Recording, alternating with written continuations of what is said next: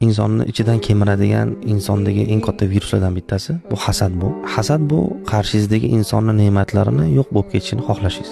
Havas chizsa havas o'sha narsa o'zingizda bo'lishini ham xohlash. Hasad hech qachon insonni yuksaltirib olmaydi, rivojlantirmaydi, balki faqat oyog'idan tortadi. Havaschi desa havas o'sha qarshingizdagi insonni ne'matlarini sizda bo'lishini ham xohlashingiz. Bu havas insonni harakatga undaydi va insonni rivojlantiradi. Hasad insonni oyog'idan tortadi, harakatdan to'xtatib qo'yadi. Hasad bu insonni instinktidan kelib chiqqan hayvoniy bir xohishda bu. Chunki instinktlar bilan harakat qiladigan faqat hayvon, chunki hayvonda aql yo'q, faqat instinktlar bilan harakat qiladi. Inson ham mana shu instinktlar bilan harakat qilsa, hasad bilan harakat qilsa, xuddi hayvon bilan bir xil bo'lib qoladi. O'shaning uchun inson faqat havas qilish kerak.